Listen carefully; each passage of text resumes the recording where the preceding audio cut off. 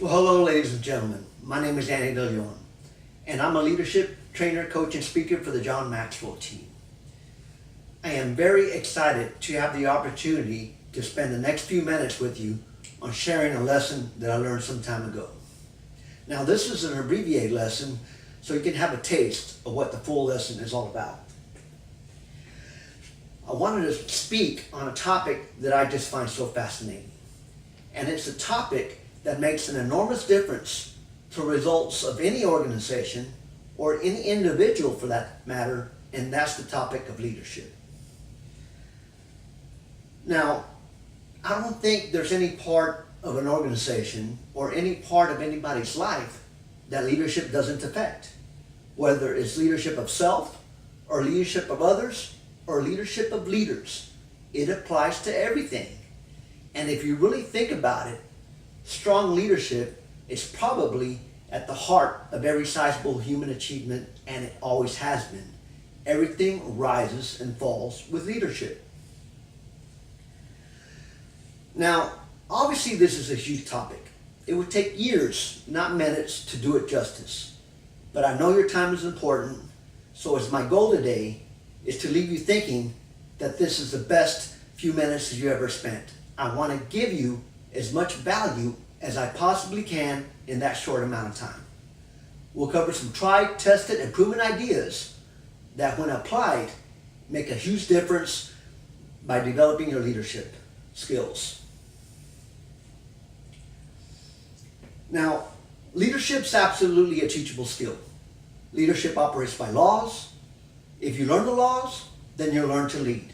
But if you ignore the laws, then you're always going to struggle with leadership, and it's always going to be a source of frustration for you. Now, the core leadership philosophy that I'm going to talk to you about today, the key concepts, come from John Maxwell's internationally best-selling book, The 21 Irrefutable Laws of Leadership. Now, it's a book that's been translated into 47 different languages, sold millions of copies around the world, and has become the leadership Bible for many organizations. Now, John's produced about 100 books, sold about 30 million of them, and year over year has been voted the #1 leadership expert in the world. Now, he's produced a string of best-selling books on leadership, but the 21 Laws has probably been the most popular.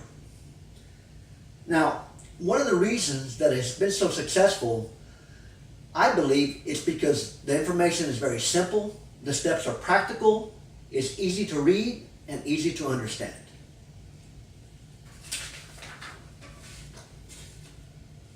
So, what is leadership then? Well, leadership encompasses far more than most people initially think. It starts with leadership of self, then leadership of others, then leadership of leaders, and at the highest level, from the state to the country. Now, Webster's dictionary defines leadership as a position, place, office, or title of leadership.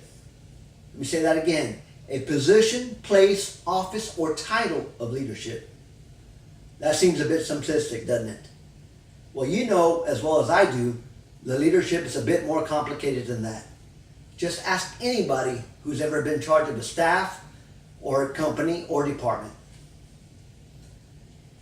See, we're all born with different God-given talents, but talent is not enough. Talent does not equal results. Otherwise, all talented people would be successful, and they're not. And all untalented people would be unsuccessful, and they're not. And you know from your own observations that this just simply isn't true.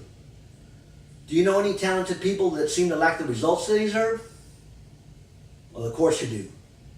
And do you know any untalented people that have everything go their way? Again, they're everywhere, aren't they? Now, as I said, this is an abbreviated lesson, so we're only going to discuss one law. We're going to talk about the law of the lid. Let's look at that in a little bit more detail. How well you lead determines how successful you are. Simple as that. How well you lead determines how successful you are. Now, for this law, I'd like to perform a demonstration. It's an old magic flea trick. Goes back to the old days. Now, for this trick, all you need is a jar with a lid and some fleas. Well, I have the jar and I have a lid. Does anybody have any fleas I can borrow? Well, let's say for the sake of the demonstration that we do have some fleas. So to perform this act, all you do is you take your jar, you place your fleas inside the jar, you place the lid on it. Well, naturally, the fleas are going to want to escape. They're going to jump and jump and jump and jump. Well, after a period of time, I'm pretty sure their head is going to start to hurt from hitting that lid. So they are going to adjust their height of their jump so they don't hit that lid anymore.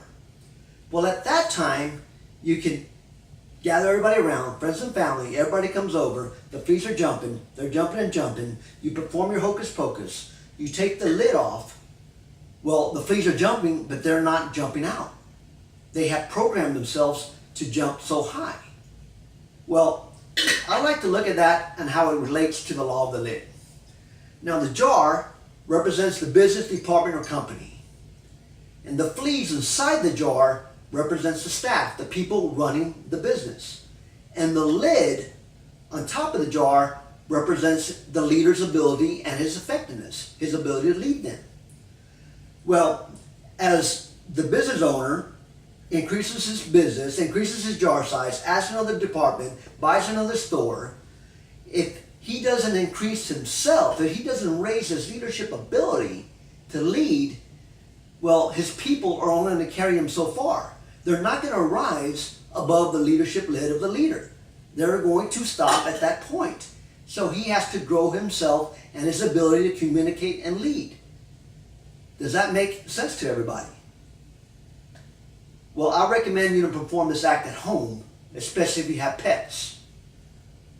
Now, like I said, this is just a abbreviated lesson. I would be delighted to have the opportunity to share with you more. I just wanted to give you this lesson to have a taste of what the full lesson is all about. Thank you for being with me. Have a great evening. Thanks again.